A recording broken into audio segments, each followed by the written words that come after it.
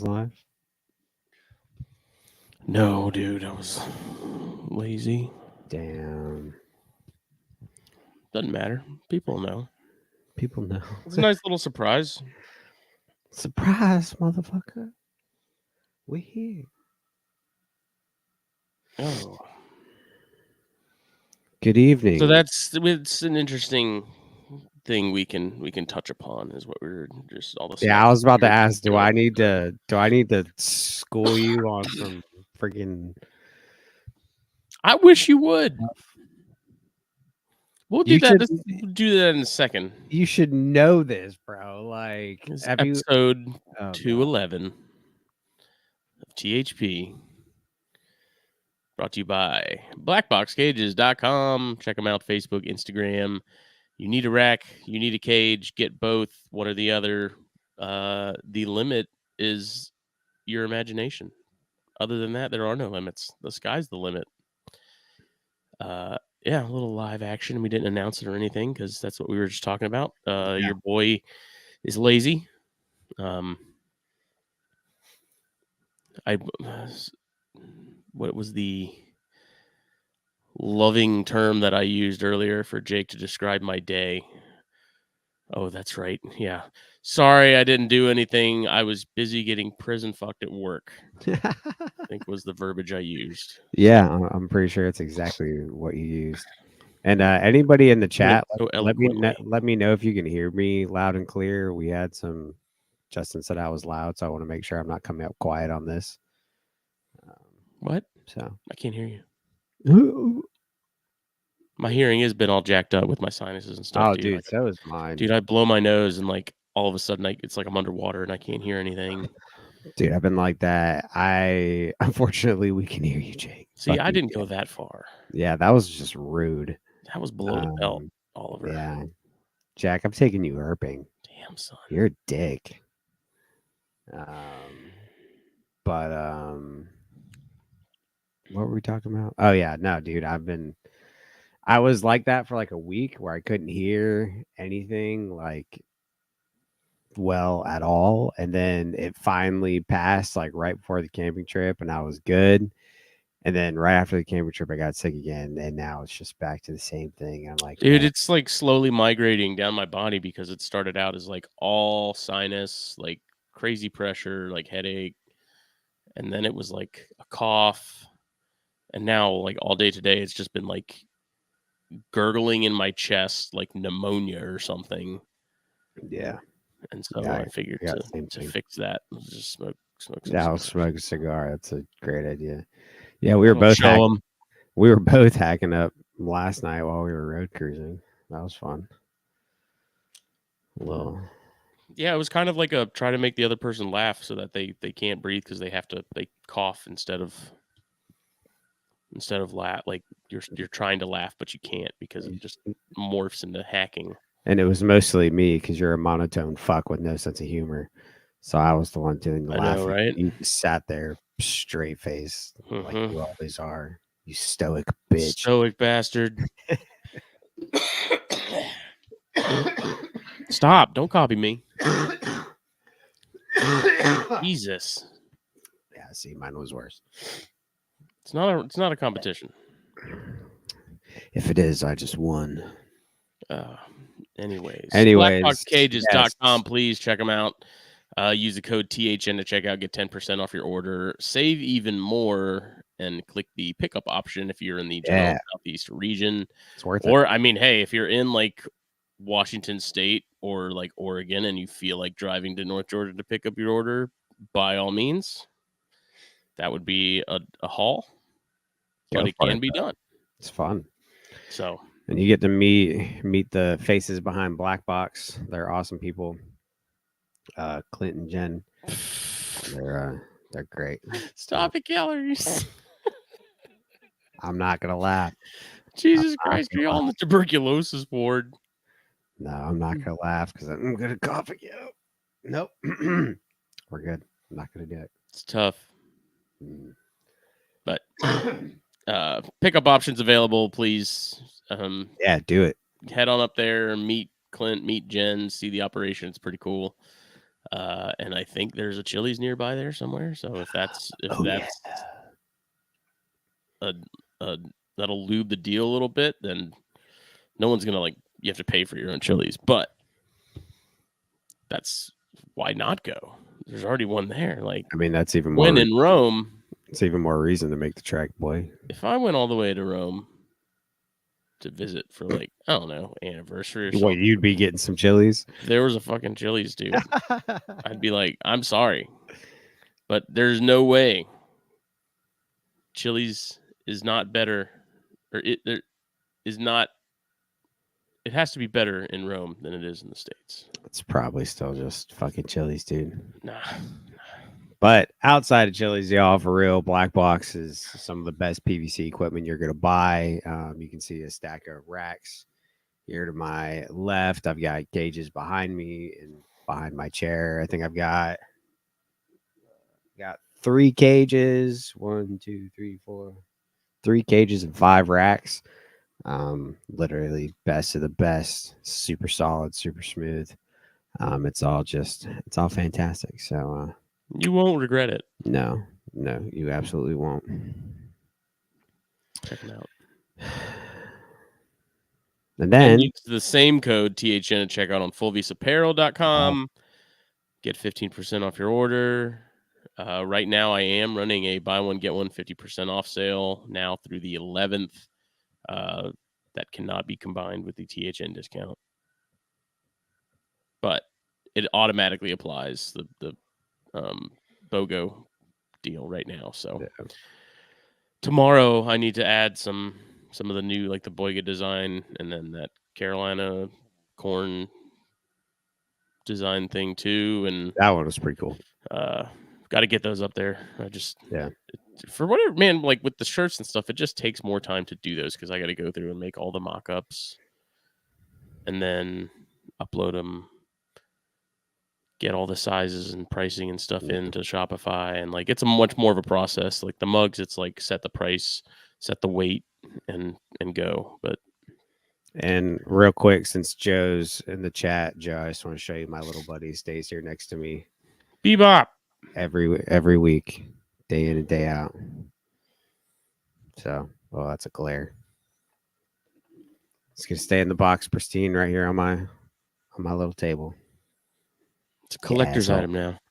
You asshole. Why don't you just embrace it? Don't fight it. I mean, I don't really fight it anymore. I just go with it, you know. Just like with arms wide open, man. Creed. With arms wide open. Just embrace it. You did it with Papayan for so long. Yeah.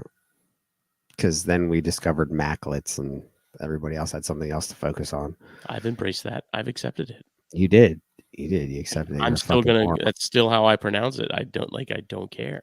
See that, and that's the thing that really chaps my ass about you. Really grinds my gears. Is you can say something wrong, you know it's wrong, but you just refuse to change. There's nothing to change. I'm saying it the way it's said. No, we're not doing this again. Well, okay. Anyways. You know what would be very baller if you got Chili's to go and went home? If you got some of Steve Snaketuary's Venom hot sauce, collect them all. If you were like, you went to Chili's, you just said, I'm not going to dine in, I'm going to take out. You got the whole set of hot sauce, and then you just like took a train to Flavortown and tried them all. Gave them all a shot. SteveSnaketuary.com. You would not be disappointed. You won't. The that cottonmouth sauce is where it's at. That's our favorite. And you'll like it too. Steve's a good dude. Helping him with all the public education he does. He does a lot of relocations, takes in unwanted pets that people impulse buy and then decide they just don't want anymore after however long. And Steve gets them sort of on the up and up and then finds new homes for them. And he does a lot for his community in the regard of snakes and making sure people in the Deep South know what they're looking at and hopefully not killing them as a result of him and his education. So Yes, yes. SteveSnaketuary.com. Check it out. Yeah, you guys won't be disappointed. We need to do another We do. We had one lined up, podcast. and then things happen, and schedules change, and just Yeah, it's the curse. yeah, It's what you deal with sometimes for when you do sure. podcasts, especially when you get more people. You have more people involved. Like the fact that we can even make like a 4 or 5 person show happen is kind of a miracle because it's like everyone's schedules, time zones, Yeah, um, for sure. all that stuff is just juggling a lot, but somehow it works. Yeah, it works out. We make it work. We do. That's We what do. we do. Because we're family. We work together. What's new over there? What Oh you been man, doing? Where you been? I've been herping, man. You have been a herping madman. I've been herping like crazy, dude. But it's it's been fun. It's been really busy. Yeah, I mean that's really it. Couple new snakes as far as captive stuff goes. I got a pair. Well, first it was a reverse trio. Thought it was a trio, but they got mixed up. I got a reverse trio. I'm sending one of the males to a buddy of ours, but I got a pair of Devil's Garden Anery red rats from our buddy Preston Converse that he produced. So those are here currently, and then may or may not have some new localities that I recently acquired, Ascertained. ascertained. Um, so that's cool. Other than that, I mean, as our beloved Phil always says, no news is good news. That's right. Um, Nothing really going on here other than we're in the middle of breeding season. A lot of stuff's paired up right now. I've seen some action from quite a few things, so that's good. I got a unexpected lock the other day that I'm very very excited about. So I've got two pairs of Deckard's rats. One pair is a little bit bigger and they're cohabbed. The other pair are in a cage, are in one cage, but it's split, so they're separate enclosures. They're a little bit smaller, but the pair that stays together, that is bigger, um, they were kind of on the cusp of possibly could go. Wasn't really sure, but I kept them cohabbed. I cooled them down, not really expecting anything. And then I walked in here earlier this week. I want to say it was like Monday, and I heard a bunch of thrashing around coming from the tubs. And on one of the tubs, I was like, "Well, what the hell is that?" And I look over, and the male Deckerts had the female by the neck on the side, and he was locking up with her. So I was like, "Oh, oh." So I have yet to see that with anything. Like I've never seen it with any of the corns. The yeah, rhinos supposedly it's not uncommon for them to do it, but I've never seen that. Like it's not uncommon for obsoleta type rat snakes, and it's definitely not uncommon for Pituophis and king snakes. king Um, snakes, I almost expect it. yeah, king snakes you would expect it. Pituophis you almost expect it. I haven't seen it in mine.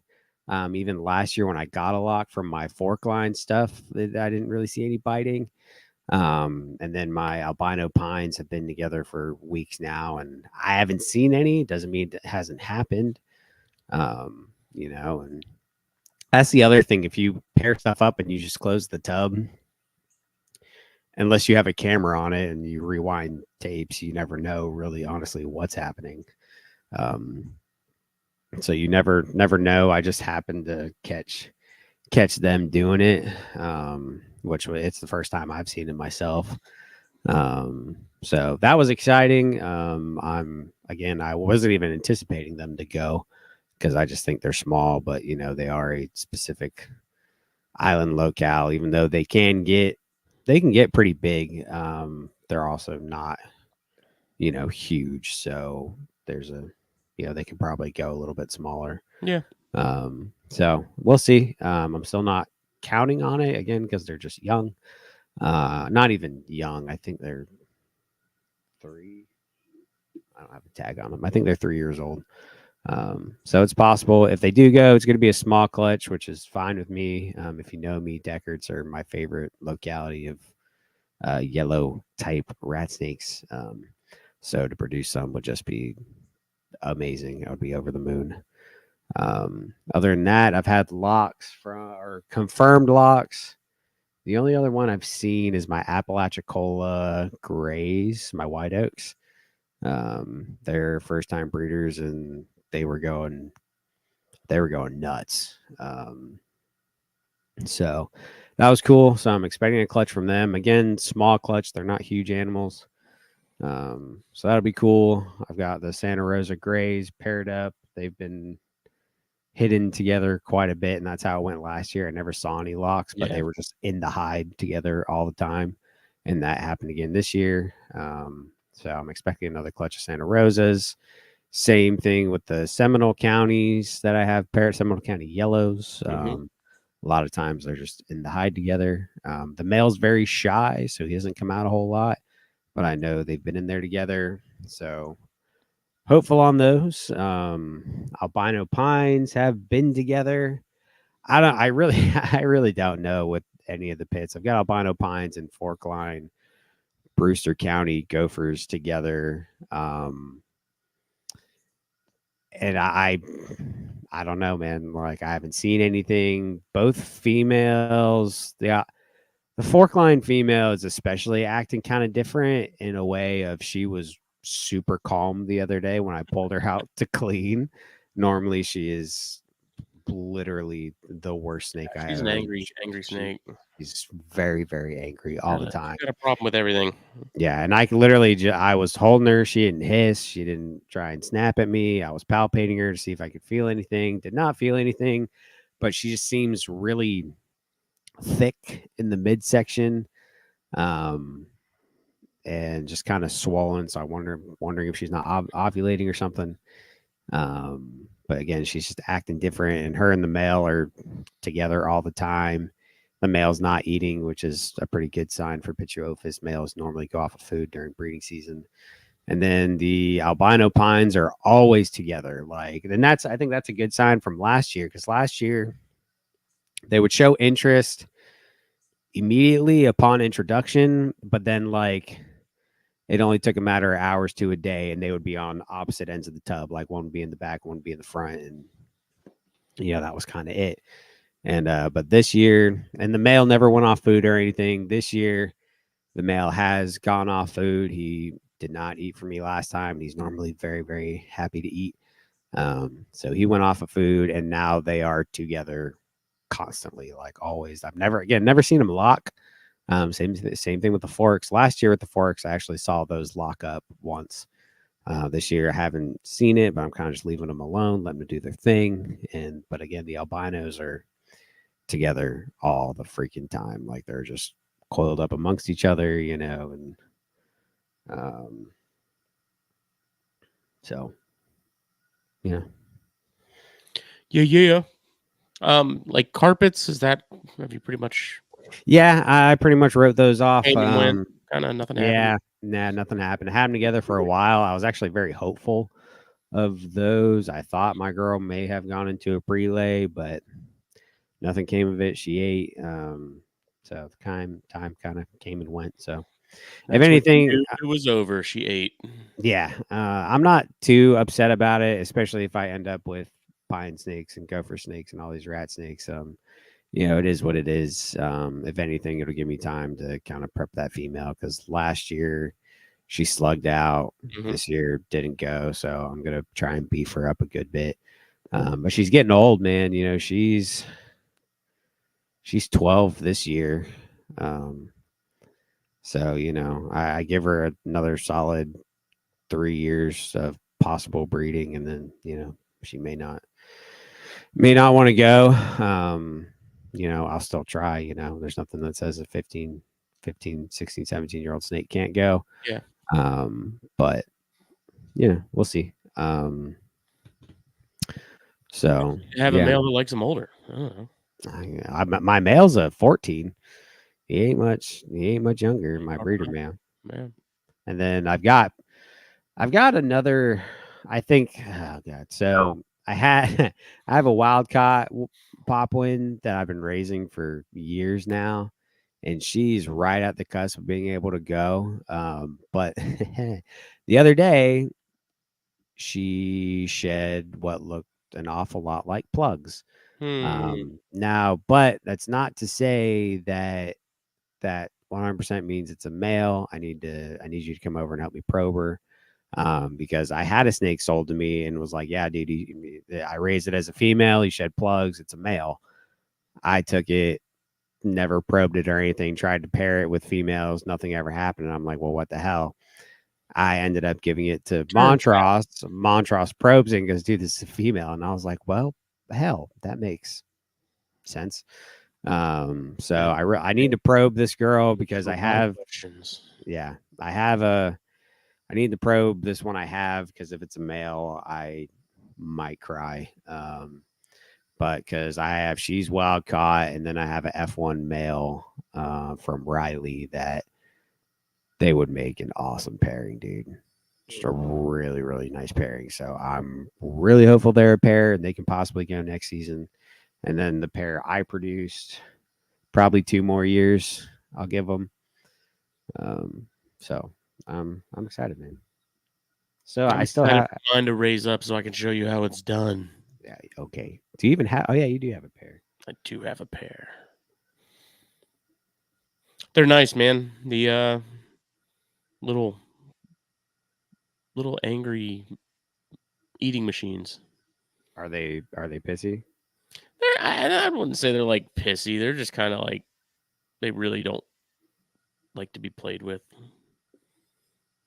They're more annoyed than anything else. It seems like most of the time, but Yeah. they're doing good. They're every time they shed, I'm like, whew, they're getting better and better. Yeah, those are some nice snakes, man. Still don't know what I'm gonna like long term if I'm gonna hold on to them or not. I don't know. We'll see. It's one of those things where it's like I'm enjoying them, and if it gets to the point where I need to relinquish some space or something, then I know plenty of people that would be interested in them. So See, like, I'm not. Never mind. say it, Never mind. No, never mind. say it, No, I don't. say it. So this is just a genuine question. Why this isn't a dig? Why would you take something on the chance of being like, "Ah, I don't know, I might keep it, might not? Was it just because the opportunity presented itself, and you just kind of like fuck it, or like, I'm just curious, genuinely, like the thought process behind it. Because normally, I understand like getting something, be like, oh, I really want this, then you have it for a little while, and you're like, I'm kind of over it, and you move along, that's one thing, but. Or did you go in? Or I guess I'm asking, did you go into it being like, I may or may not keep these?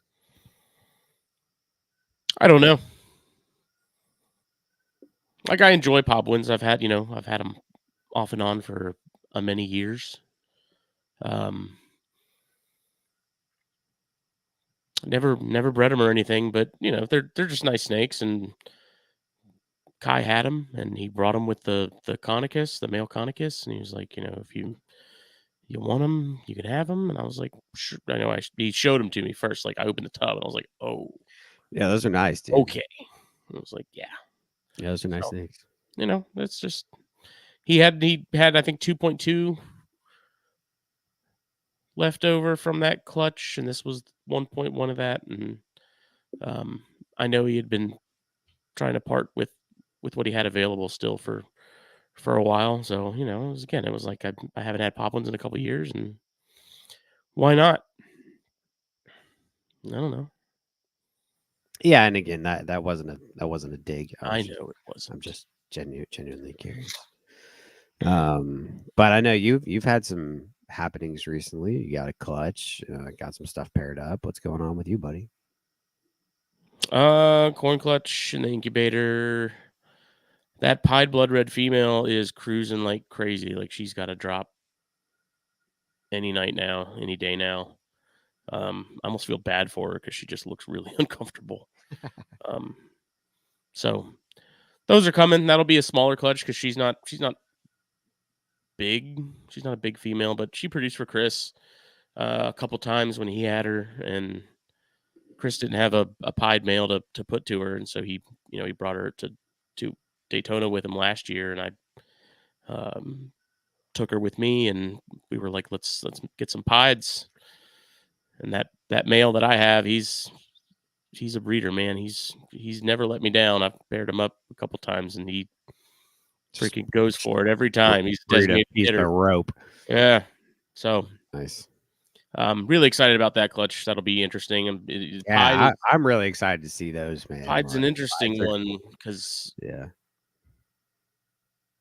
you don't know like the level of expression you're going to get out of them.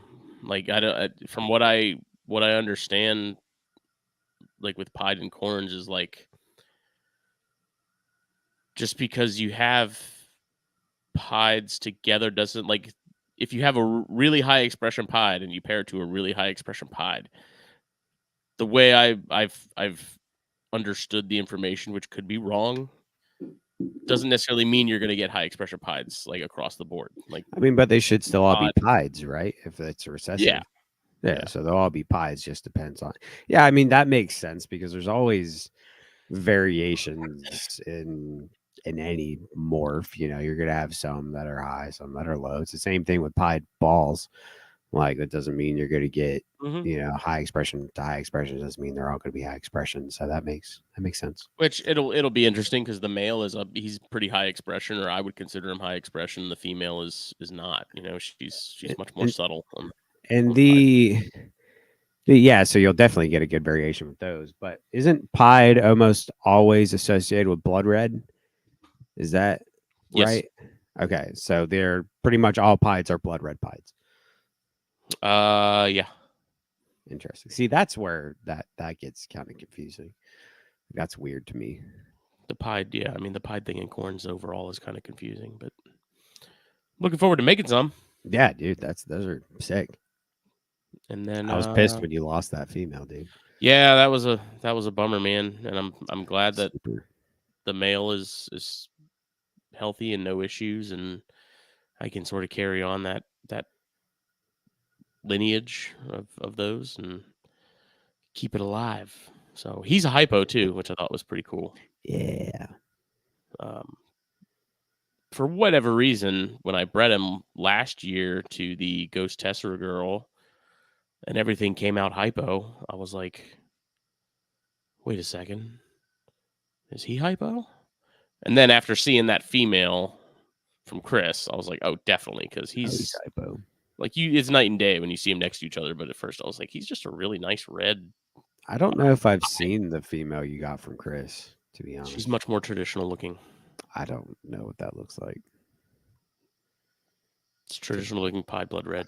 Again, I don't know what that I looks don't have like. any pictures, otherwise I'd share them. Yeah, But I'm not. You know me, dude. I don't know. Chris I'm a tells me what to classic. put I'm a together, and I classic put it kind of together. guy. Okay. Hey, man. Kidding. I'm just saying. I'm a classic kind of guy. I like snakes. I like snakes the way God intended. I'm just I like kidding. it all. I do too. I have I morphs. like to Just have the mix. I have morphs. I have them in hognoses. I have the albino pines. Actually, I have albino San Diego's too. Gophers. Do you still have the San Diegos? Yeah, they didn't sell. They are for sale though. I mean, I'm not pushing it, but if anybody wants a pair of San Diego's, one is a double albino stripe. The two types of albino are Bechtel and Clumper, if I remember correctly. Bechtel Clumper albino stripe, so he's like a triple recessive.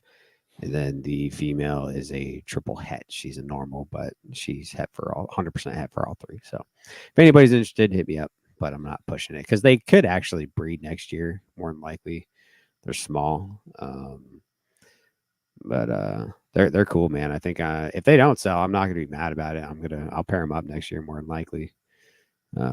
They're so funny, man, because like the female used to be a little bit more shy, I guess. She's really grown into herself. They are very, very calm snakes once they're out. But good God, if you reach in there when you first open the tub, you're getting food response right to the freaking hand every single time, probably from both of them, especially the male. The male's a freaking nutcase, but he's totally chill once you get him out. It's After you've made the blood hilarious. offering, he's completely fine. Yeah, no, you don't even have to get bit, dude. It's like I literally, you almost see it because like you open it and he's automatically going, and as soon as I touch him with the hook, he's like, "Fuck." Like, and he chills right out as soon as I touch him with that hook. Because I do that with all my stuff. A lot of people might think I'm a puss, whatever. I use a hook for everything. I do a little tap, and sometimes I'll scoop it out. Sometimes I just rub it and then grab it out with my hands. But I use the hook as kind of like a turn off, like no food. I do that with everything. It's become a habit of mine. And you see with a lot of my snakes, man, a lot of especially the Pituophis, they'll come out hot. Like you open the tub and they're like, thinking they're going to get something, touch them with the hook, and you almost see the switch flip. It's like, Yep. It's like, damn it. damn it. So, yeah, those are really cool. They're really fun. So Yeah, Mike got some of those hypo babies that I produced. nice. And yeah, I mean they're They're coloring up really pretty, nice. dude. Those are pretty It's snakes. super frustrating because Did my you keep phone any? just yeah, I held back like 4, Oh, maybe yeah. 5, Nice. maybe 6. I kept going through them periodically after they'd shed, and I'd be like, "I'm gonna hold on to you, and I'm gonna hold on to you, and you, and you, and you."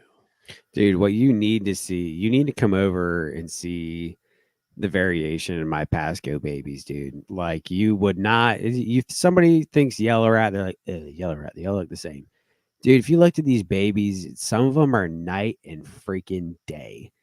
I mean, between the ones that are just like super light and washed out to the ones that are just like really, really dark and like it's wild. And they already have so much color on them. It's kind of nuts. And Mm-hmm. I've got one pair left available. A buddy of mine might be getting them off me. And dude, every time I look at the girl that's there, I'm like, I really shouldn't sell you because she's one of the lightest ones from the bunch. She's from the second clutch, so she's a Mm-hmm. little bit smaller than the others. She's from the double clutch, but dude, she is just killer. But then I look at the ones from the first clutch, and I'm like, you're still really awesome.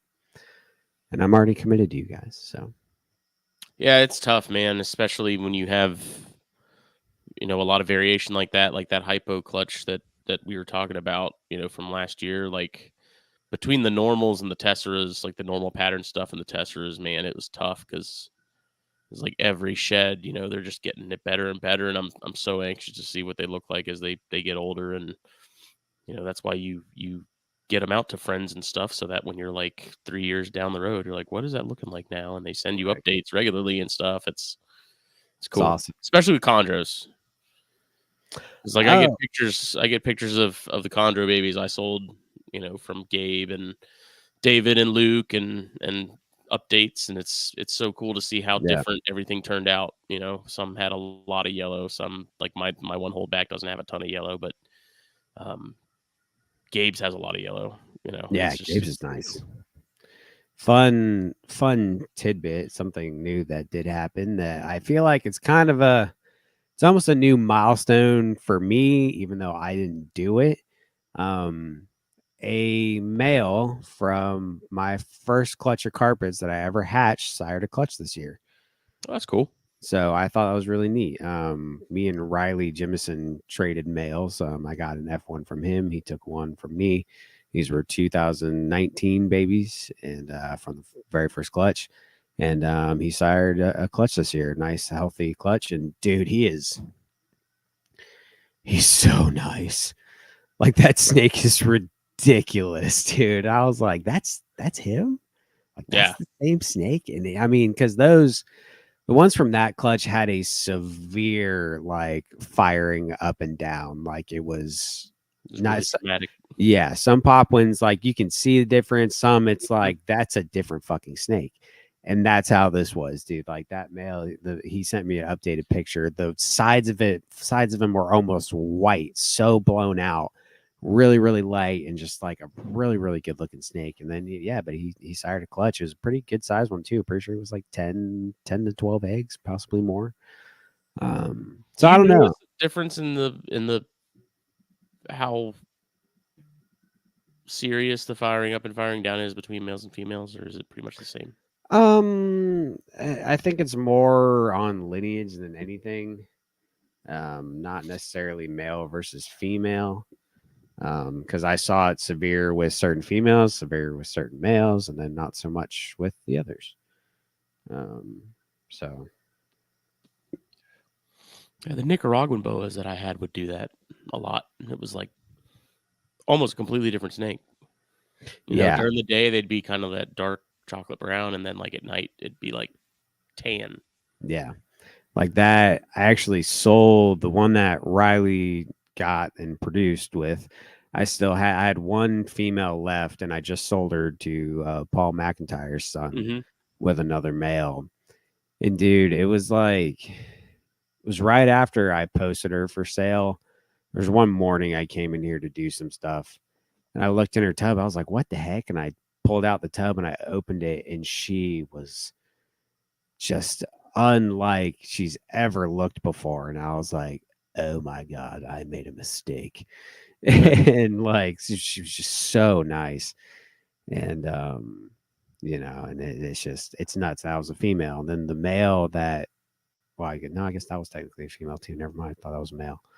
Um, but the male I have here from my second clutch in 2020, they go from, it's kind of weird. Like, some of them go from like just kind of a dull color to like almost purpley and all that. Yeah. These ones go from like a brownish color to this bright freaking yellow. Hmm. There's not none of that purple or anything, but it's like almost like a banana yellow, dude. It's wild when Yeah, they the fire two up. that I have are much more that sort of golden color when they tend to fire up. They don't have the sort of the oranges or anything going on, or the purples. Yeah. Because I remember those ones I had, those pop ones I had like a million years ago. God, dude, Those M those pens M-Pens, yeah. that were just like they'd shed, and those snakes were legit like purple, like violet, and it was just insane. Like, and it was so frustrating because you couldn't get pictures of it accurately. Like Yeah, it didn't translate, but it's like yeah. that snake is freaking purple.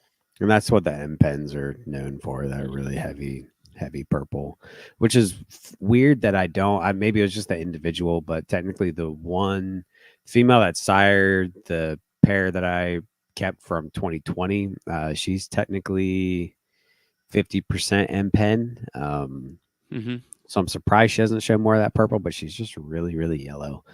And I'm not mad about it. That's kind of what I'm shooting for now. I feel like a lot of people go for darker oranges and the purples, and those are obviously incredibly beautiful animals. But I really want to focus on these yellows and see what happens.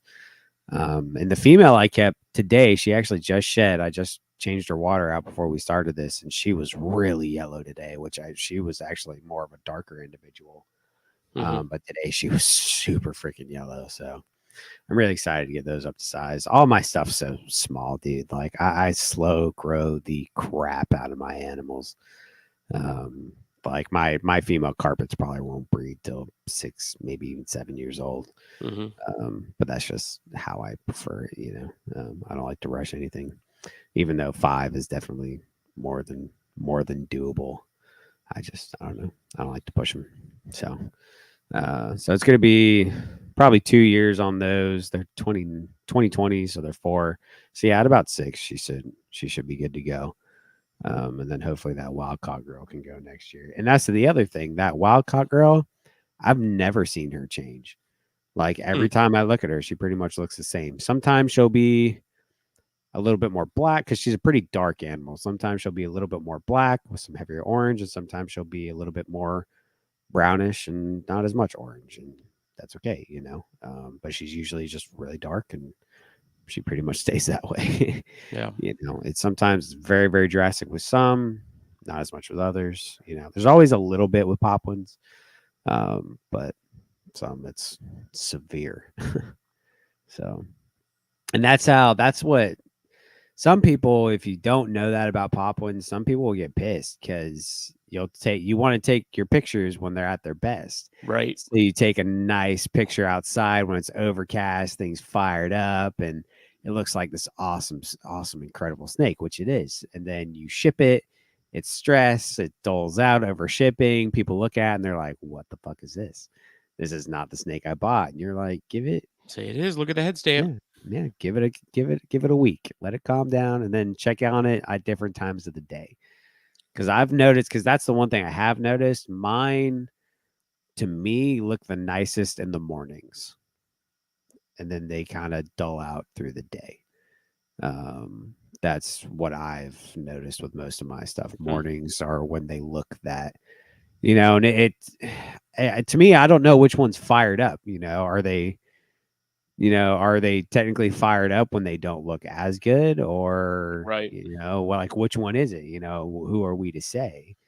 But in the mornings, like first thing in the morning is when my animals to me look the best as far as carpets go. So that's the only correlation I've really noticed. Yeah, it was really surprising how drastic it would be with like the cresteds and stuff. Because I'd have some cresteds that were, really drab uh, Yeah, during the day, but then like at night, or if you misted them or something, or like just insane reds and craziness, just wild. yeah. The difference. It's really really bizarre. But what else you got paired up, man? I know we kind of lost track of that. But like, what else you got I paired mean, up? I know the the rhinos rhinos. together. I've been tempted to put the other adult male rhino that I have in place of the male that she has been housed with, just to see if that would sort of, uh, trigger something. Because he's always cruising. I think he's in girl mode too. So, The only uh, thing about that is if you do it now and she has a clutch, you won't know which male did it. yeah, You know what I mean? Like that would be my only thought as of now. If you do that, I might wait till next season and switch them out or because I something. did put his shed. I took a shed. I think it was one of the smaller females. I took her shed and put it in there just to some stimuli, just to, Yeah. and they were like immediately that male was like checking out, like what is going on? What? What is Excuse me. this? There's Excuse another me. one. You gotta get Um, the hell out of my space, boy. so there's those, and then um, I'm shooting for chondros again at the end of the year. I probably need to put more effort into cycling them this round, like food cycling, because Yeah. sort of very half-assedly have done it previous years. Are they winter breeders or are Yeah, they spring breeders? yeah, Winter. Okay. winter. So we'll see. Again, like I have plenty of animals that are old enough. I mean, I think Starscream's like a 2018 or 2019. And she's not very big, like in comparison to the bigger female Biak I had and stuff. Um, but I think she's old enough for sure, and I think she's got enough sort of mass to be able to do a clutch too. And um, Have you probed any of them or are you solely going off sheds? going off sheds, because with the plugs with those, it's obvious. It's Yeah, I got once they hit a certain age, it's consistent pluggage. you. I got Um, you. but I mean that's kind of tough too, because not all of them sort of go by the same rules. Because I've had a couple that one or two that I was fairly certain were female, but within the last like shed or so, two sheds, they've looked more and more male. So it's It might be worth sending a uh, couple sheds off, man, just to make sure you have right sexes on most of your stuff. yeah, like I know who's like Starscream's definitely a girl, because I've never gotten anything that even resembled plugs Yeah. from that. That's the one Uh, you produced, right? no, that's the one from Brahms. Oh. Um, and then I've got the pair from Luke, that female, about the same size as Starscream. She should be good to go too. Those were definitely 2018. So I think they were 2018s and Starscream was a 2019. But yeah, I think they're this year. It's just I need to just start pumping them a little more with food and get a little more size on them. And I thought all those were 19s because you produced yours in 19. I thought that's when y'all did the trade and everybody had a clutch that year. no, Luke had that first clutch. I think In 18. yeah. Okay. It's a couple months before mine because mine hatched in was it like February? No. It shouldn't have When been. did yours hatch? Because mine were like what, a week after that? Yeah, I thought mine hatched in like March or April. Maybe it was March. Like, because I feel like I paired up around Thanksgiving to beginning of December, and then I got eggs in January. So I would think it was more like March Yeah, may have been. ish. I don't know, But man. either way, I mean I they're could go back and older, find but not out. by I still have much. the pictures. But it'd be nice to produce condors again. Yeah, dude. So that's how I feel about carpets, man. I'm like, man, I want to produce carpets again. Like it's I'm been just so long. cursed to never have it happen again. But we'll see. Time will tell. Yeah, for sure. Well, do you wanna talk about this thing we were talking about in the group chat? Yeah. What was it? So did you really not even remember now? Is it not that big of a deal to you? Because it was kind of a big deal to me. I Because mean, I was messing with you. do you agree with me, or were you just genuinely like messing with me? Because if you don't agree with me, you're stupid. Um, What if I don't entirely disagree? what? I don't know. Explain it. The topic Explain it. was it got brought up about keeping a snake temporarily and then releasing it. So Wild caught. yes, keeping a wild caught snake temporarily and then releasing it back into the For wild. an example, when we were cruising last night and we came across that big female corn snake, which we can dive into the whole like visual We're not sexing we're not skills. bro. Look, No, we I do got a not need we don't need to cover that because I might hurt I your got a feelings. I got a 50-50 shot at being right. Okay, I'll roll those dice. I mean, you have a valid point there. You have 50-50 shot. You can't hurt my feelings. You couldn't hurt my feelings if you tried. That's not true. The corns that I missexed that you had, that's different. I didn't have them. That was the thing. Everybody was like, "Oh, this one's a female," and guess what? We went back and probed both of them, and that was not the female. And why was it gravid? It wasn't. It's not because it's the male.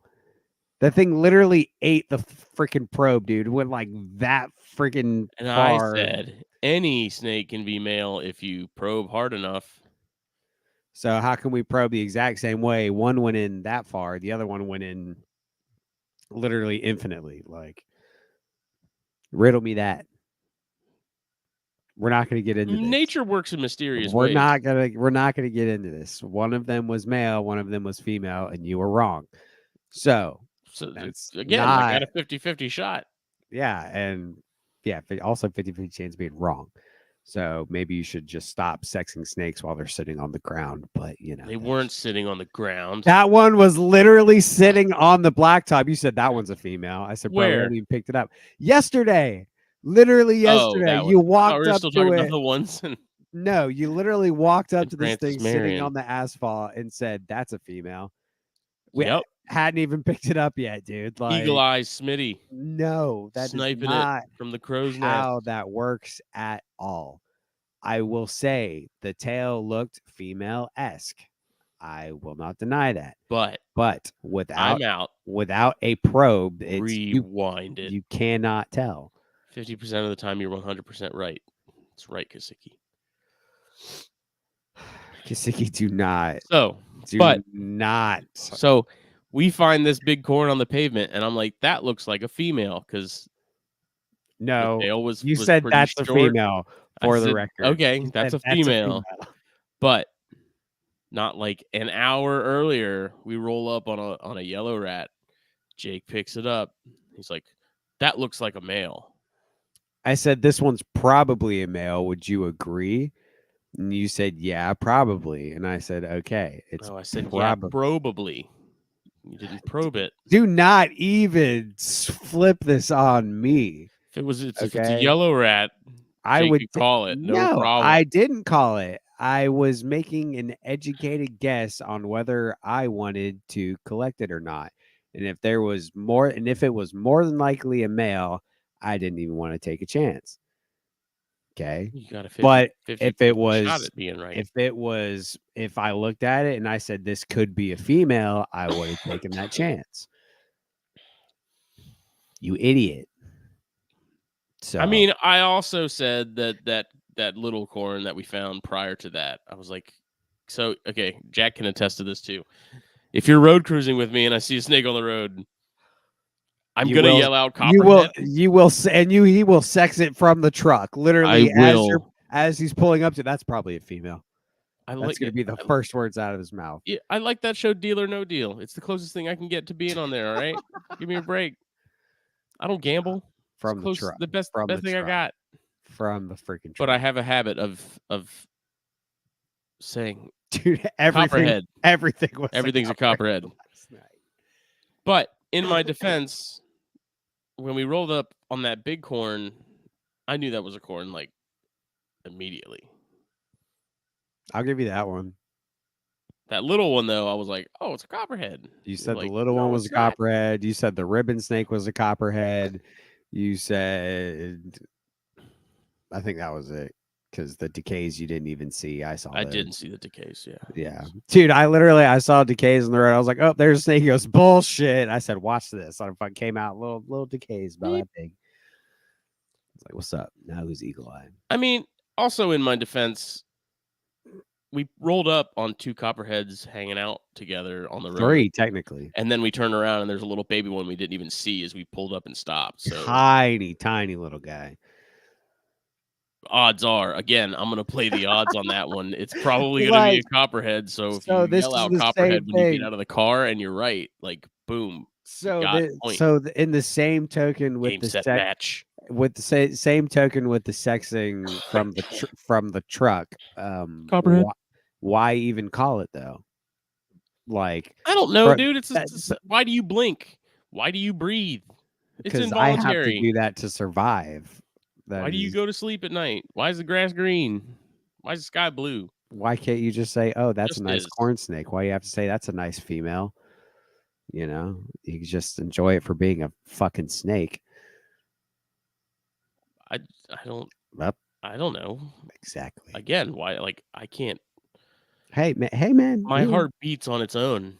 Okay, we're getting off topic here from what we were talking about because I had to give you shit. Because we had to get this ironed out.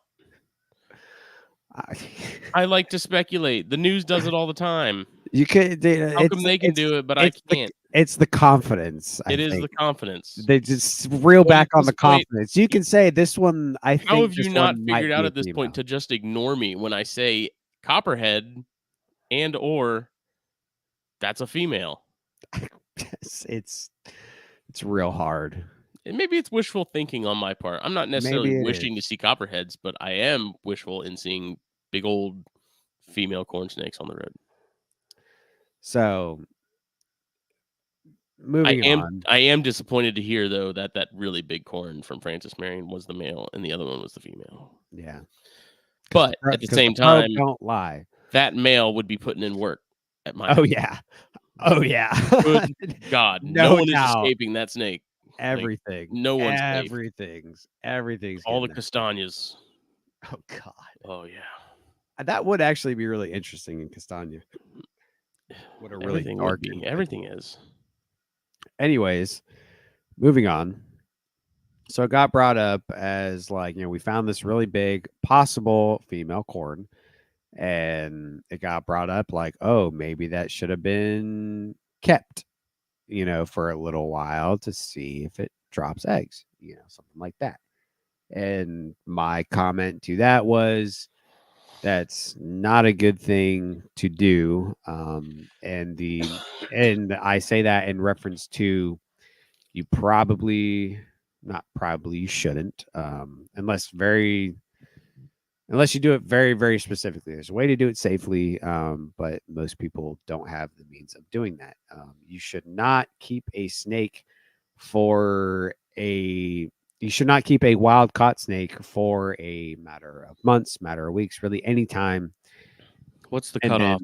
then there is no cutoff. You should not bring it into your collection. Now, again, if you brought this thing in, went straight into a room that had no other snakes, brand new bin, brand new equipment, nothing had been around any other snakes, and you kept it like that until it dropped and you released it, more than likely fine. Would I do that myself? No, I'm not comfortable with doing that. And Jack said it in the chat. That's how diseases spread. So it's not a secret that there are way more diseases in captive collections than there are in wild caught animals. Not saying wild caught animals are disease free. There could be things out there we don't know, but there are a lot more of those said diseases in a captive collection that might not show signs right now. Some snakes may not be showing at all. And you never know what is in your collection unless you test everything for everything, which is virtually impossible. So, It's not if you spend half your annual salary doing it every 3 months. but even then, there could be some type of disease that we don't know about yet. That's evolution. These things are always changing. And so there might be something that you can't even test for. So, but the point is, it's like when Doc Loafman talks about breeding snakes and releasing them, he says, do not do that. It's the same thing. Like if you hatch babies and just release them into the wild, you can do it, but there's a very specific way to do that. And that is no contact with anything else in your private collection. And it's the same way with catching something, keeping it, and then re-releasing it. If it has any contact with any other of your snakes in captivity, there is a right way to do it. It is possible to do it. I'm not saying that. I'm saying there's a very specific way to do it, and it's called this whole thing is biosecurity. Biosecurity is preventing humans and animals from contracting diseases. People, a lot of times people talk about biosecurity within your own collection, and that's why we quarantine, and that's why some people have cut off collections. It's for biosecurity because I want to maintain what I have. That doesn't that still translates to wild animals. Like, we have, it's biosecurity, and it's not putting something else into the wild that should not be there. AKA nidovirus, crypto, any of those types of diseases. If you have crypto lurking around in your collection and you don't know about it, God forbid, I don't wish that on anybody, but say you have it, but it's asymptomatic at this point, nothing showing signs, but it's still there, it will still spread. And so you have this wild caught snake in your main room with everything, it drops eggs, you say, woo, I got my eggs, I'm going to go let this thing go. That thing quite possibly could have contracted crypto, and now you just infected a population of corn snakes, rat snakes, any snake that comes into contact with it with crypto. So that's why you should not do that unless you are very, very, very, very, very careful. I'm not saying it can't be done, but it has to be done in a very specific way.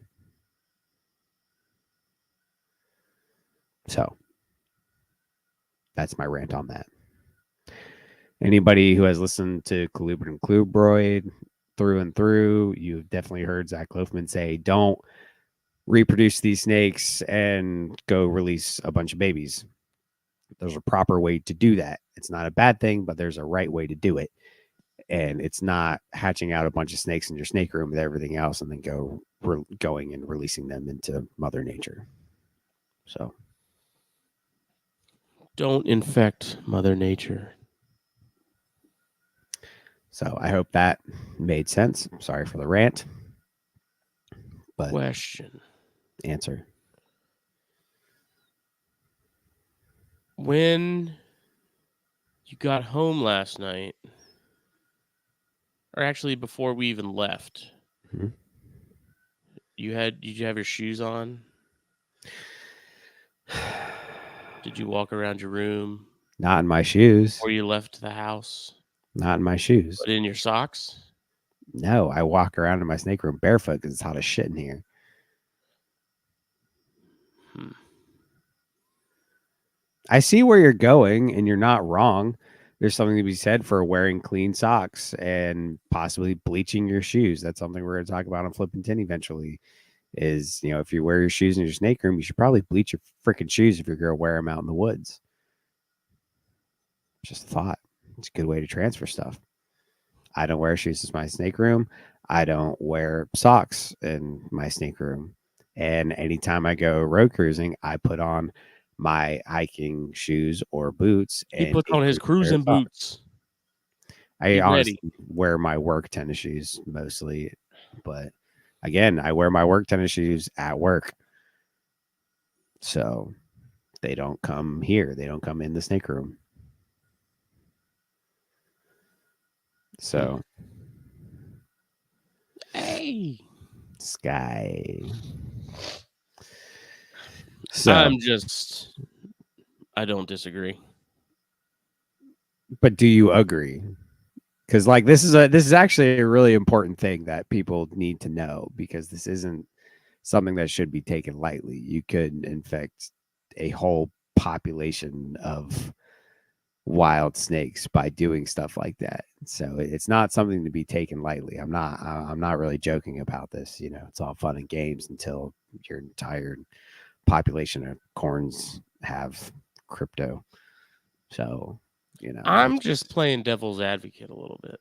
are you playing? I mean, yeah, and that's fine. But and I'm not saying you. I'm just saying in general, it's How not something to be taken lightly. many times has it been documented that has happened? I have no idea,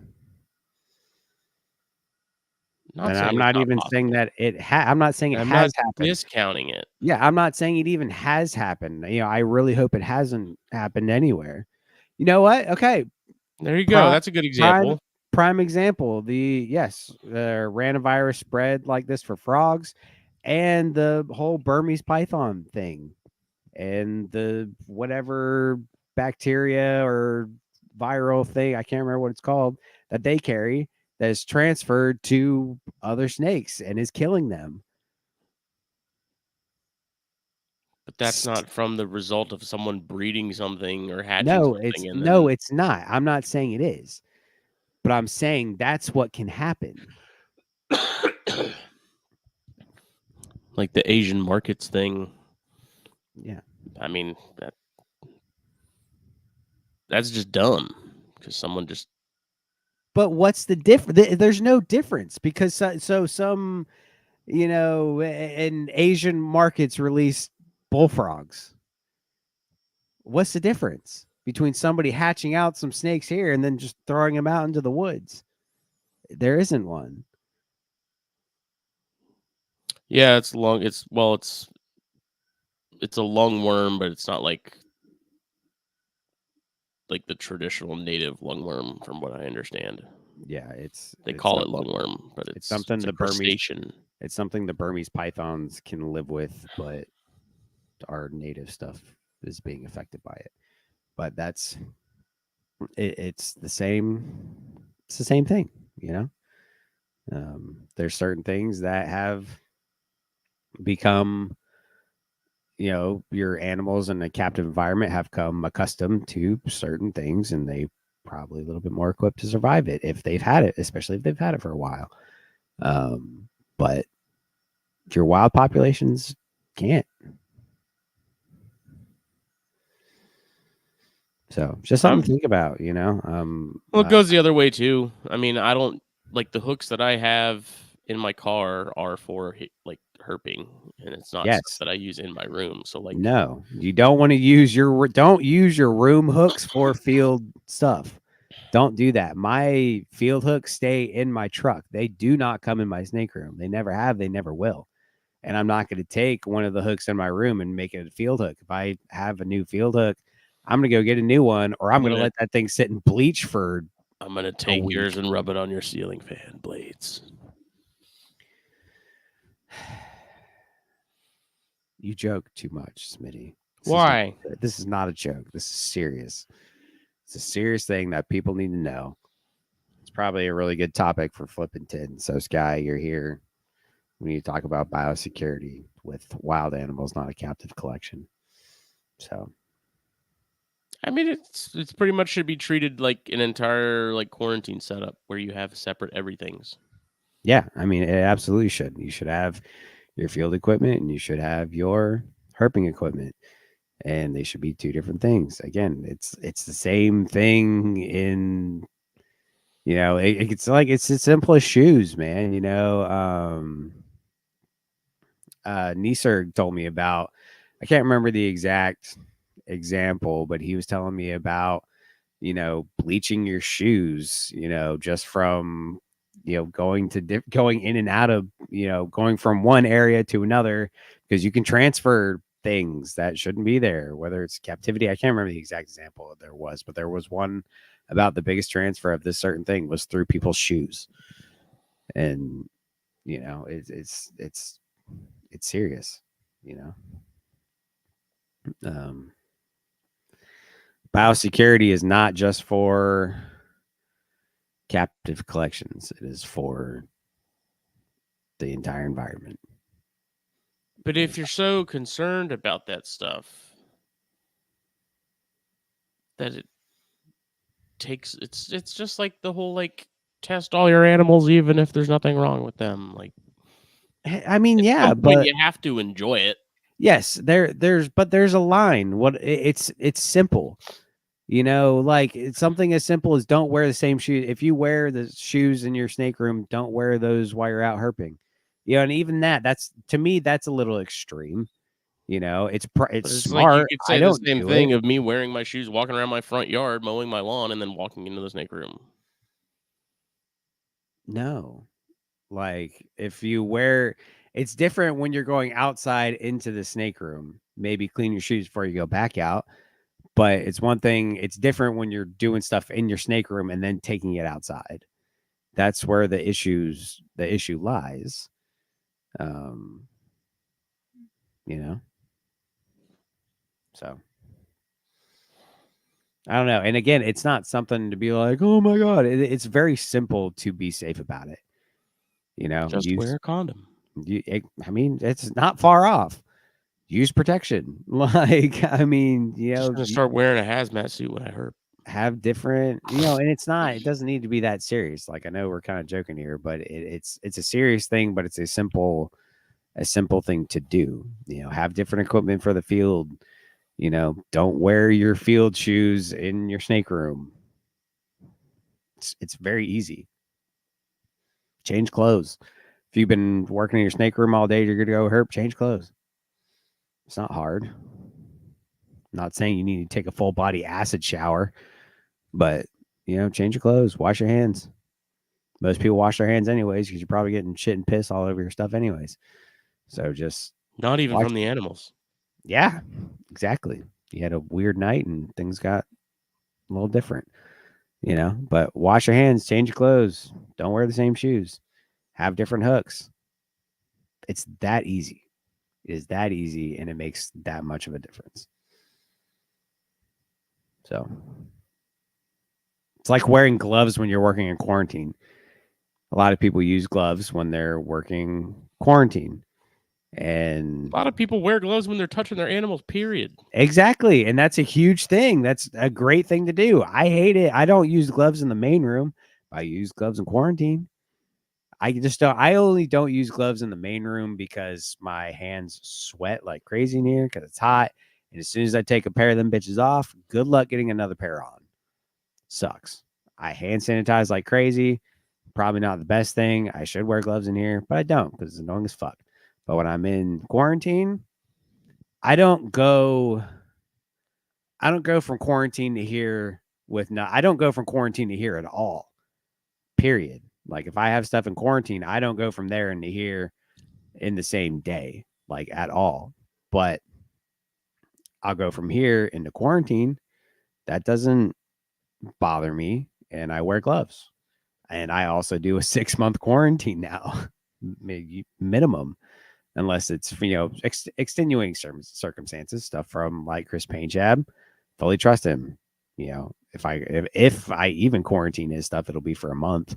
But even that, like I usually don't even quarantine his stuff, to be honest, because I'd be more afraid of if I have something else in quarantine already, his stuff's going right in the room. That's because I know Chris, I trust Chris through and through.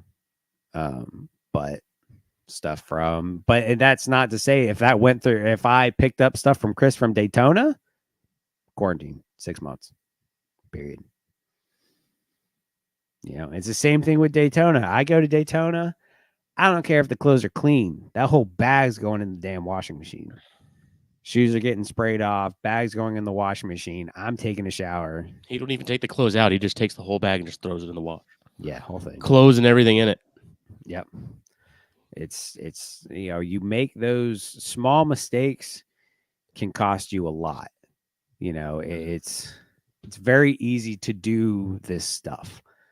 These are very simple things. It just takes that couple extra minutes and it can save you months of headache and possibly the life of your animals. And in this scenario that we're talking about, the life of wild animals and a wild population. Simple things can make a big impact. So that's what I'm getting at. It's easy to do this stuff, but we're all lazy. So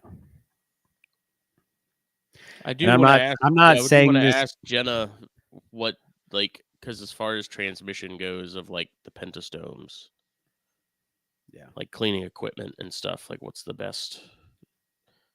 Because it sounds like as adults they're pretty tough. Like as not necessarily, I guess adults is the wrong word, but as like full-fledged parasites that are in the host doing their job, like they're tough to kill. But it's like eggs and stuff.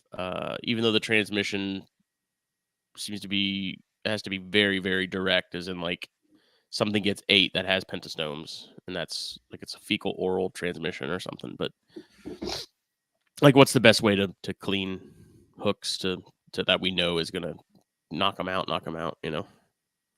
Yeah, and I mean that's a really good thing. Like in that scenario, if you're herping South Florida and I would say South Florida in general. I know not even South Florida. I mean, in general, like if you're using equipment on certain snakes, if you're in the same area, like I wouldn't disinfect my hook between every snake in South Florida. Like I'm not going to do that. But if I'm in South Florida or really any other different place, you should probably disinfect your hook if you go somewhere new.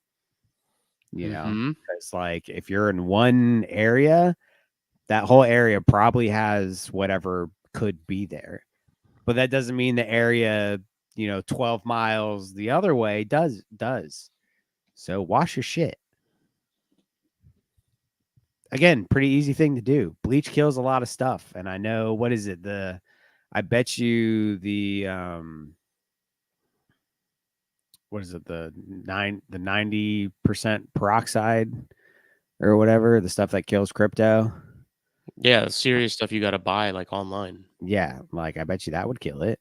But bleach, I bet you that would kill damn near anything. Bleach kills damn near anything. Bleach doesn't kill crypto, but bleach is a good thing. Let your hooks soak in bleach overnight. It's easy. This is what I'm talking about. Like all it takes is a simple step, and that's something I'm actually I've never done that. I'll be honest. I've never disinfected my field hook. because it's always in the field. But that's actually probably a good practice if you're going somewhere new that you haven't been, or you're going to an area that's farther away. Whatever. You should probably disinfect your field hook at least a little bit. Can't hurt, and it's just very very simple thing to do. It takes a couple minutes and a bucket of bleach. It's just ways that we can be better. Everybody wants to talk and preach about bettering the hobby. It sounds cliche, but don't talk about it, be about it. Do those things. I hate that saying. I do too. I really do. Do But better, be better. yeah, and I'm According not. to who?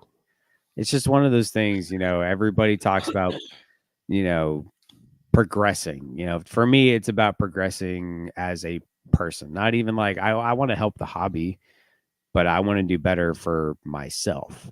I want to practice these things, and I'm not going to tell everybody they have to do it. But if I'm going to talk about it, I should be doing it. I want to know when people say that, like, better by whose standards? Yeah, I mean that's a very true thing. Like, what is the standard, and It's what should this completely subjective. Like, and what should the standard be? And that's in the eyes of the beholder. But I think there are certain things, certain easy things that should be the standard because they're easy and they can make a big impact. You know, stuff like not keeping a snake for 2 months for it to lay eggs and then re-releasing it. Very easy to not do that. what about you get eggs, you put them in your incubator with other eggs? Was that tub? What were the other eggs tubs in the snake room? I don't know. Were the other eggs laid in your It's snake room? hypothetical. Like, if there's nothing in the incubator, that's a vector, pending it's not something airborne and spore related, like a fungus or something. That's the thing. You don't know what's in there. You don't know how it's spread. It could be From something. what? From which to That's which? that's the thing. You don't know. That's where the issue lies. Is you have no freaking clue. I know you're looking at me sideways, and I know it's extreme, but you have no idea what could actually be there, what could transfer, how it could transfer. There might be one fucking forward fly that ended up with those eggs in that incubator and fucking just fucking licked How to all get over those what it eggs. do? Got All, in there and just. I got all up on that shit, and then it got all up on the other shits. But if you don't have ventilation holes in your tubs, how did it get in there in the first? Like, how? I'm just saying, dude, there's too many factors. There is a way to do it. There is. But it's hard. And that's why a lot of people shouldn't do it. I'm just saying, man. I'm just giving you a hard time because it's fun. Like, I don't appreciate I it. don't You're getting disagree. me you're getting me worked up. I don't I like it. just, I wish I I don't wish know. I wish Loafman was here to really school you. Me too. But that's like Them eggs just bebopped on. yeah, that's right. But I don't know, man. I think it's important. Yeah, I think a lot of people look at it as, oh, I hatched these local snakes. I'm gonna go release some. How many, like, realistically, how many people are doing that? Nobody fucking knows. Like, obviously, it's not zero. Yeah, it's not. But again, there's a right way to do it. I'm not saying everybody's doing it the right But way. I also don't think But it's. God damn it, I'm going to tell anybody I can to do it the right way, and I'm going to tell them the I right way to do it. think it's as pervasive. It's just like the ball I'm not python breeder that's just in them for money. Like, I'm not if saying that's it's the case, then going to that be a guy would problem. be everywhere. But I really don't think they exist in the numbers that people are under I the impression they do. I am not saying if you have done that, plan on doing that, what the fuck ever. I'm not saying it's going to be a problem. I'm saying it very well could. The problem is you don't fucking know. And that's the issue I have. It's like the unknown. The unknown. Are you gonna be fucking ignorant to the unknown? Or are you gonna be I smart? don't know because it's unknown. That's the thing though. You can't be fucking ignorant to that shit. You can't. Like you like that to me, that's irresponsible. That is so irresponsible. The fact that you don't know but you did it anyways, like that's It would be interesting to take like field kits out and test. So like that corn, like let's see what it's got. Probably doesn't have anything. probably doesn't have anything because that's in the middle of bum ass nowhere. Ain't nothing out there. We passed what? 2 cars on that main drag that we were cruising, maybe Those cars one. could have just been in someone's snake room, dude. Dude, this is why I don't like you. Like genuinely. I know. I'm sorry. If somebody said you can punch one person in the face with no repercussions right now, I would choose you. I want you to know that. Don't do too hard. I might get excited.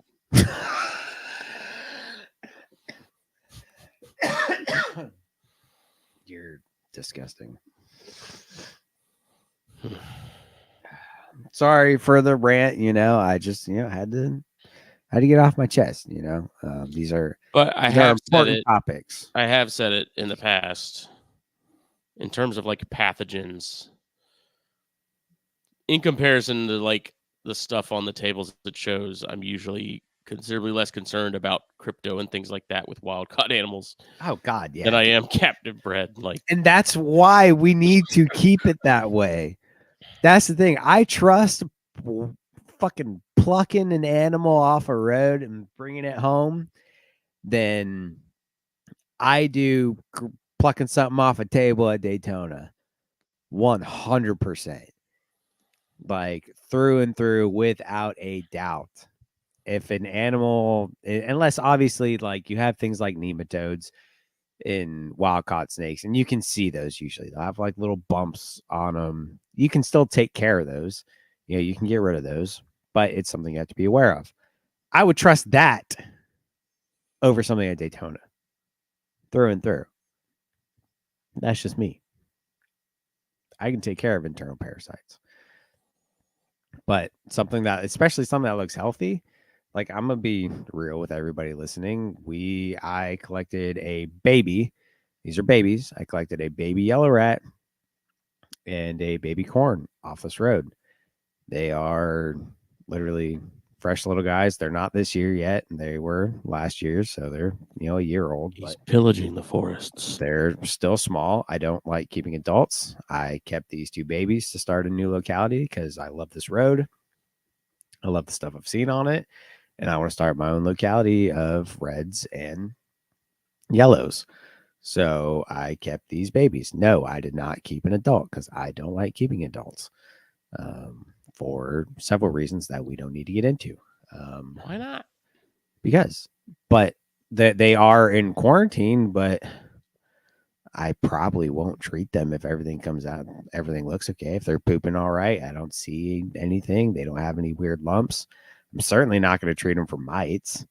They don't have any visual ticks. I'm not going to treat them for mites. There's no need to. I don't think I've ever found a tick on a snake. I haven't either.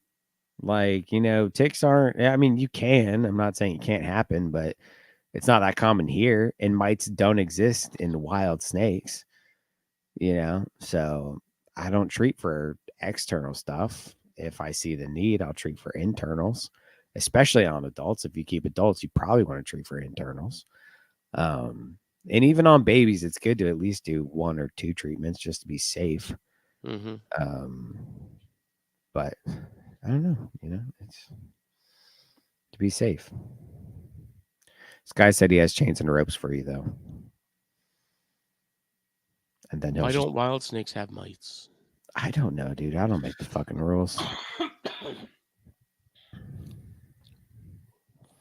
I don't know.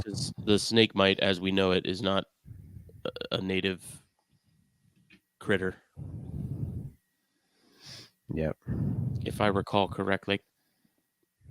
It came over from Asian stuff. Yes, the mites in the wild are not the same as the mites in captivity. Yeah. But there's as far as like the whole like keeping adults thing though, like there's definitely got to be particular, very like specific things to happen for me to say, okay, like I'm gonna hold on to this.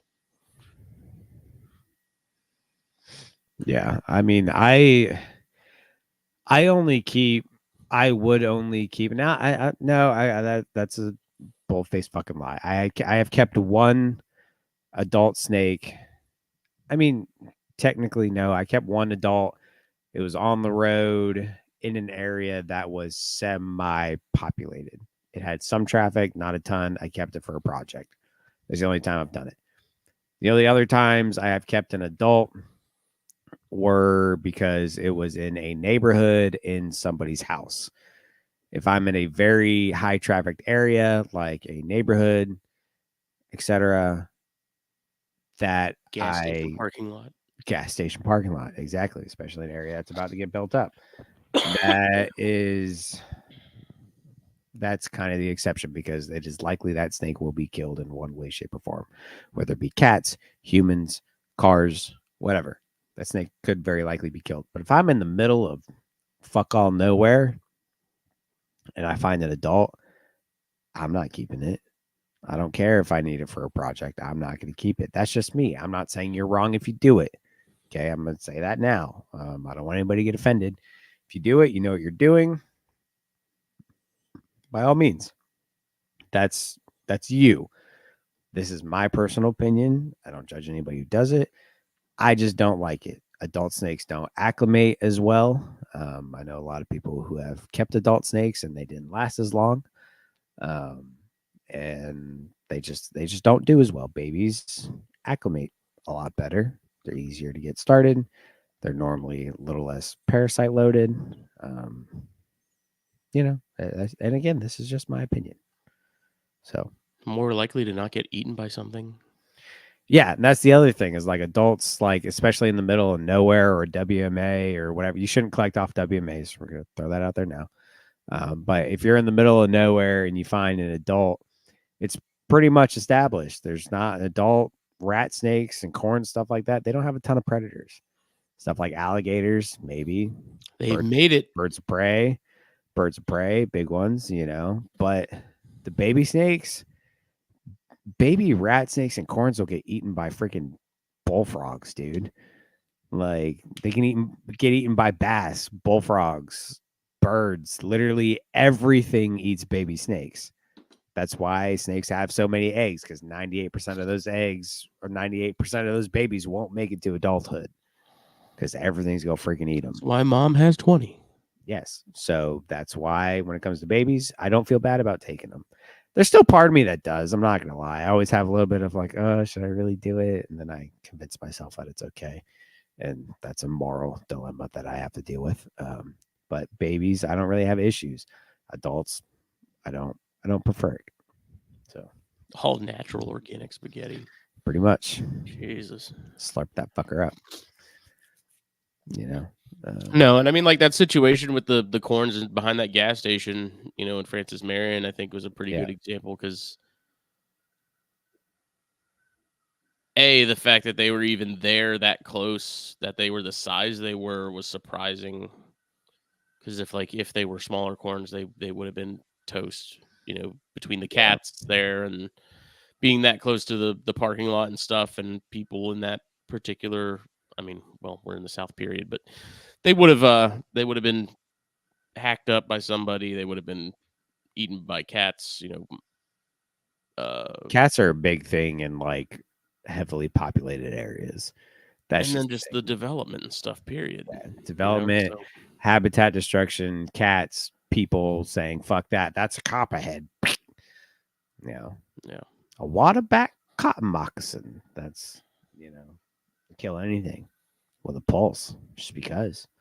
A redneck and a shotgun will kill anything. And then the only other reason that I would hold on to something too in particular is if it was just like bizarrely spectacular. Yeah, like Like it has to something be like such a like pristine kind of like specimen. an anomaly, like Yes. something that you don't see, like a morph. If I was out beep bopping and I Yeah. found myself an albino something, I'm taking that bitch home. I don't care how big it is. It's a freaking albino. It doesn't need to be in the wild. But I'm gonna take it, you know. Scaleless. No, that bitch is staying. That's staying out there. I ain't taking that sucker home. I'm fully expecting at some point with the corns and stuff to have a scaleless baby pop out because I had stuff that was het scaleless that I didn't know was het scaleless. I can't wait for that day, honestly. I don't know that I'd really be that upset about it. No, like, and It'd be interesting. Like I've never even kidding. held a Like, scaleless snake. I dude, don't. I couldn't give a shit less about whether you work with scaleless or not. There are so many very, very healthy scaleless animals. If you work with them, that's awesome. I'm really happy for you. Am I going to do it? No, it's just not. But that's because it's not my cup of tea. Morphs aren't my cup of tea. Single I have single gene morphs with some locality stuff, some albino pituophis, and because I do have to scratch the itch, I do have like morph hogs, but like that's like 3 genetics tops. So You need to find a female for Wilson at work.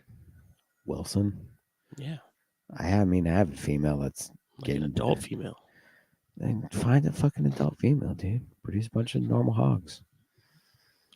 I'm curious as if he has any hets too, because I have no idea. Like no one knows where he came from. Good.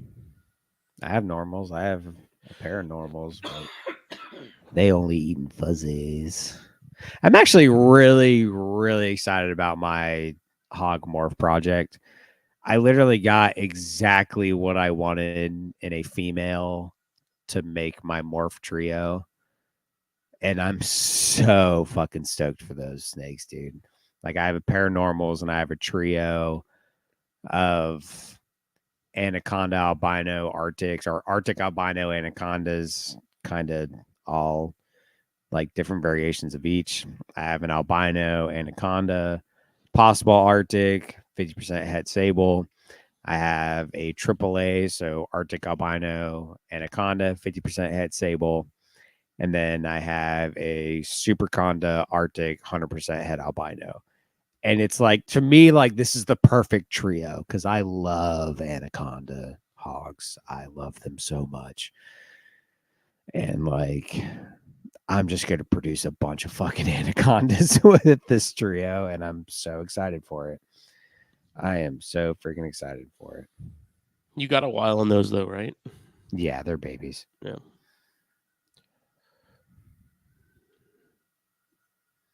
Yeah, dude, it's funny feeding that hog at work because we got the little office hog. His name's Wilson, and like my coworkers are just absolutely fascinated when I feed him. Like they got their phones out, and they're like recording it. And Oh my God. it cracks me up. Yeah. Dude, my hogs are little savages, dude. The only one that's not like food fucking crazy is my normal female. All the other ones are my normal male, the male AAA, and even that superconda Arctic het albino. She was weird about food, dude, and I got to give a big shout out to Brent with Blue Ridge Reptiles. Yeah, Mm-hmm. Blue Ridge Reptiles. He was like, bro, go to your local store, get some pink salmon, drain the juice, throw the pink in there. He's like, I almost guarantee you that thing will go nuts. This thing refused pinky after pinky after pinky. And I was like, fuck. This is like one of the most expensive snakes I own. Like, for the Yeah. love of God, please eat.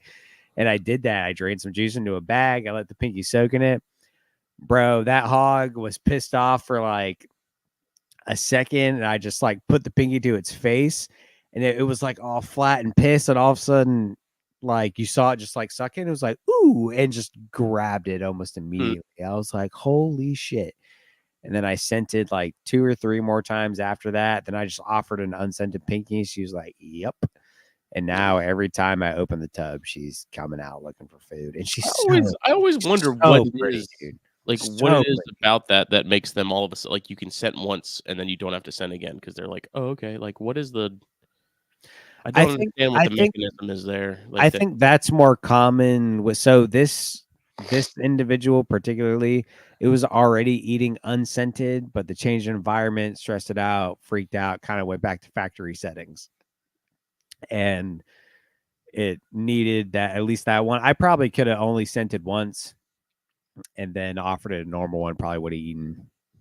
I sent it a couple times, slowly doing less and less, and eventually she was eating unscented, but that was just my doing. Um, but I think that's more so with snakes that were already on unscented, but they changed environments, they got stressed out, scared, whatever. You got to scent to get them back going, and then they'll get right back on track, you know. So that last rhino finally took a pink. yeah, I heard that on Snakes and Stogies. That was nice. Yeah, that's cool, man. Like off I toms. Yeah, but I could tell it was the past couple times I've offered it a pinky before giving it rosies, I It could was tell, like, real the curious. interest was there. It just didn't wanna commit, Yeah, you know? It yeah, was for sure. like, it was, like, 2 times where it bit it and then just let go, and I'm like, "Okay, well, Yeah, we're thinking about it." we're getting there. We're I getting there. just offered it last time, and just like all the other ones, ate it like it had been eating mice the entire time, like, grabbed it and just started going to town. I was like, Yeah, "What the hell, man?" yeah, So, that's good, man. Glad to hear it.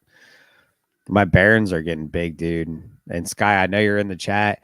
I'm telling you, I really think my male Barons is gonna end up more blue than green. Like his whole body is starting to get this like blue tinge to it, whereas the female is like this dark forest green. Especially his head. His head is like really like not like the powder blue, but like almost like a more like a cobalt blue, you know, a little bit darker. But you can see it on his whole body, but it's especially prominent in his head. hmm. I really think he's gonna end up being more blue than green, but the female's like full on fucking dark forest green. So I'm really excited. They're on hoppers now. They're getting big, dude. Um, the female finally has a lot of not a lot. The female's finally gained a good bit of confidence. She is not afraid to eat. It took her a while to get on board with things, but they're on hoppers now. A lot of things are starting to upgrade food items, and things are getting big, dude. I'm excited. They grow quick. Yeah, especially Barons. Especially Barons, dude. So I don't know. A lot of stuff coming up. But I know we were talking about keeping this one more like an hour and a half. So we got anything else I we just want to? sleep so I could stop being freaking sick. Yeah, dude. I do gotta So get some. over it. I gotta get some actual sleep. I've been herping the last 2 nights and Freaking in the killing it. yeah, dude. I'm not gonna lie, man. Like that, this new road has just been just slaying. Mhm. I took like a week break after the camping trip, which we didn't even talk about the camping trip, but we don't have to. We talked about it on Flippington. Definitely go check that out. Um, but the camping trip was fantastic. We absolutely murdered it out there, and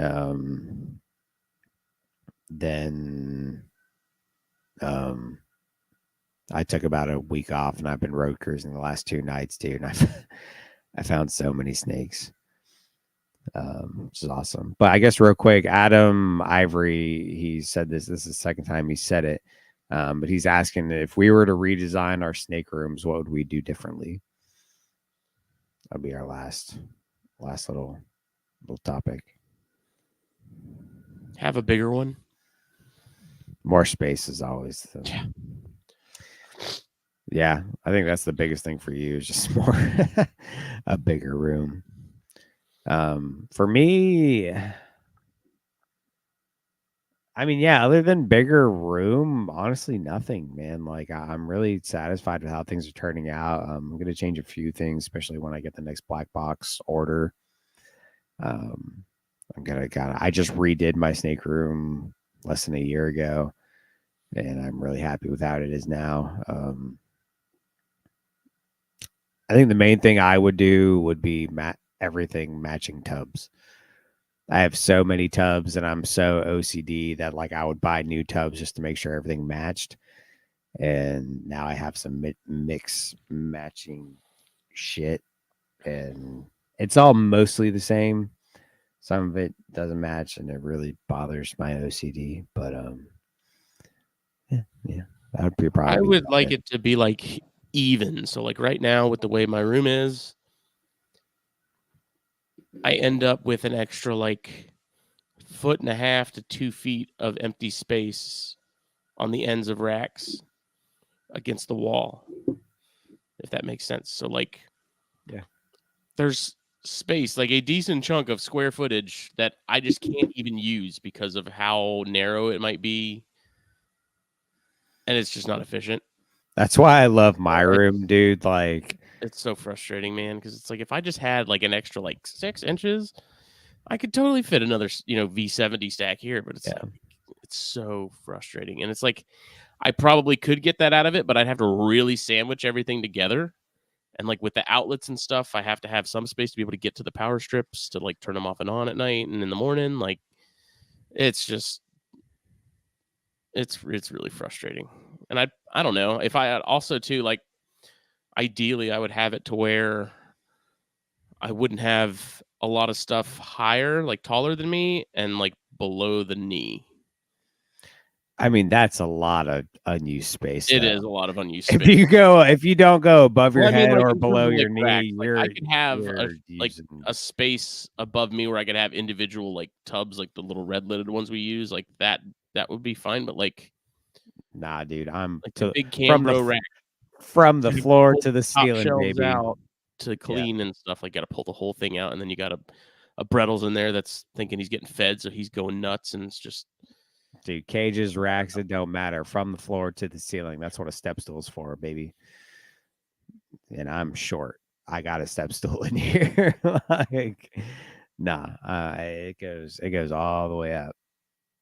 I ain't messing around with that. But no, honestly, it's like my room was built to be a snake room because there's a million outlets in here for no fucking reason. yeah. There's so many outlets in my room, and I don't really use them because 90% of my stuff runs on ambient, so it works out But I great. like And to have them, yeah, I like to have them, and plus, like especially when you I rearrange and you use got to yeah, move things and around I again. use lights on the cages. There's a minimum of 2 outlets on each wall. Literally right here, I've got my V70. I've got my V70 to my left. Right here in front of it is one outlet that my laptop and my mixing board are plugged into. Then literally right here to my right, there's another outlet that I keep a little bug catcher on and my heater hooked up to. Then there's like 3 outlets behind me. There's 2 to my left, two to my right, 2 or 3 to my left on that wall. They're everywhere. I don't know why, but I'm not mad about it. And my room is just big enough to do what I need. It's definitely going to get a lot more tight once things get bigger and I do more cages, but I think I have a plan for that. Um, so yeah, I wouldn't change a whole lot of how things are now, to be I honest. would. More cages, When I like think more. about that, even if I took out that closet in the snake room, like doesn't seem like much, but that would open up a lot. Adam, if you're building an outbuilding, I have a dream for an outbuilding. Okay, I'm gonna make this quick.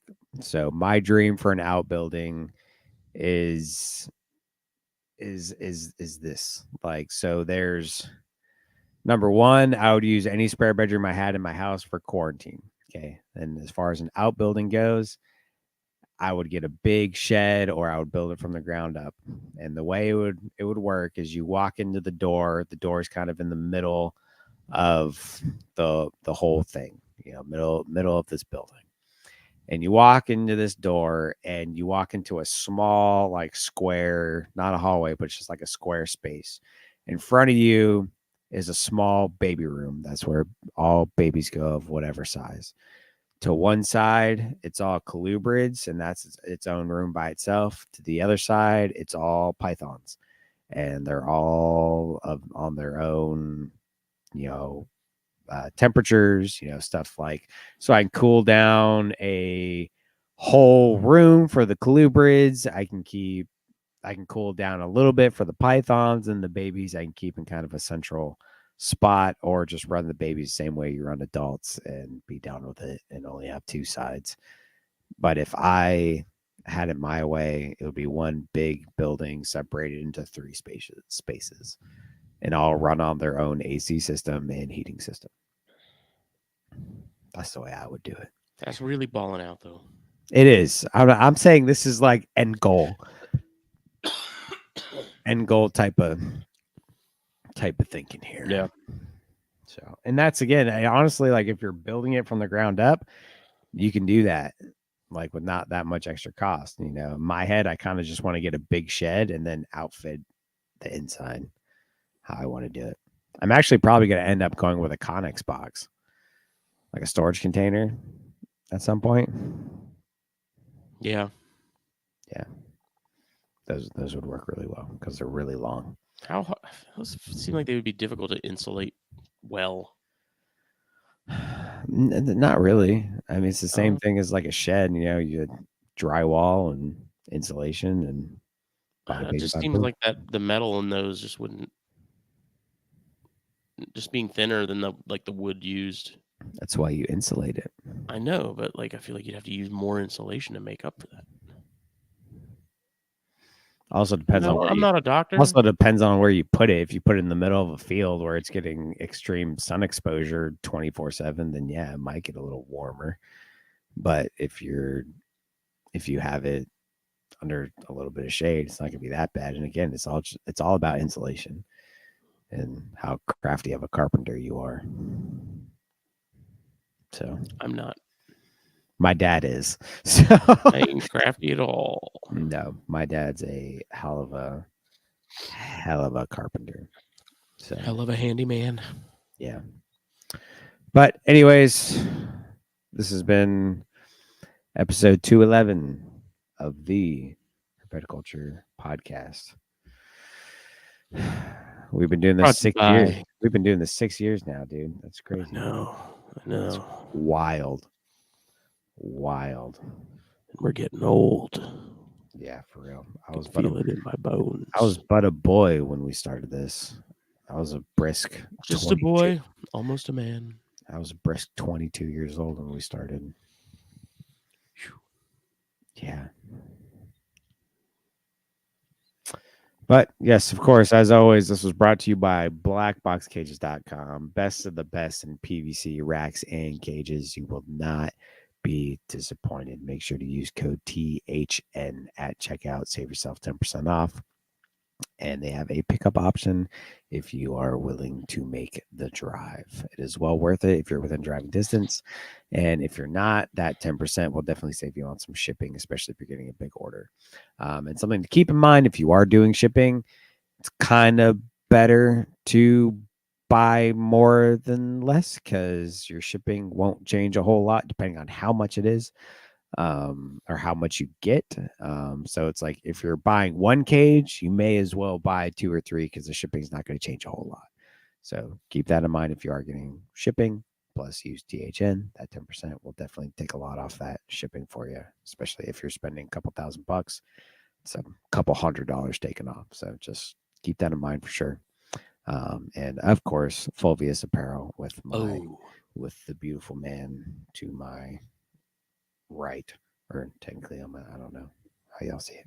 Beautiful man right here. Check him out. We're actually rocking the same shirt. I'm wearing the Amazon Trebo one I posted. Oh, that's the Amazon Trebo. I thought it was obsolete. This is the Pantherophis shirt. One of my new favorite shirts. It is fantastic. It's probably my new favorite shirt next to my Flippin' Tint shirt because so check him out. He's doing a buy one, get one 50% off right now. So definitely check that out. Now through May 11th. Then, as always, Steve with Steve Snaketuary. He's been with us pretty much from the beginning. Go get his hot sauce. You're supporting a good cause.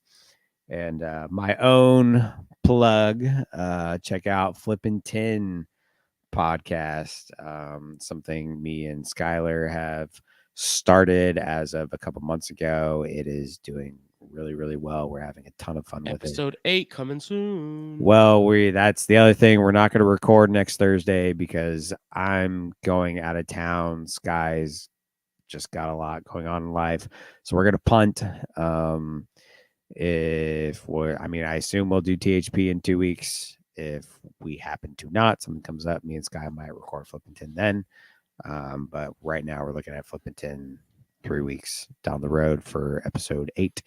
But definitely check out all those. And we do have our own Flippin' 10 page on Instagram. It is Flippin' 10 Podcast. So if you're not following that, please do. We appreciate any support. We're taking write-ins, all that, talk about it on the show. So yeah, and I mean, if you're going to be gone Thursday and you're not doing Flippin' 10, then I may talk to Chris. Yeah, get a course because I know him and Harry had some other king snake stuff. Yeah, they wanted to do. That's just something he was like, me and Harry want to do some king snakes, and I was like, okay, little King offshoot of Snake Corn Stars, King Snake Chronicles. Yeah, definitely check that out. First episode dropped the other week, so that was cool. Yeah, I know they've got just a handful of kings they want to get covered and stuff, and I don't know, maybe we'll sprinkle in a Corn Stars in there instead. I don't know, for whatever reason Chris has been having a hard time getting guests for Corn Stars, so people busy. Yeah, it's harping season, man. That's right. That's the other thing. Everybody get out and check out your local snakes. It's a good time. It's fun. So do it. With that, good night. Thank you, everybody who came in last minute. We actually had a pretty good showing. I think at one point we had like 12, 13, 14 people in here. So that's cool. Appreciate it, y'all, coming in last minute. And we will see y'all next time, either THP or Flippin' 10. Bye. Bye.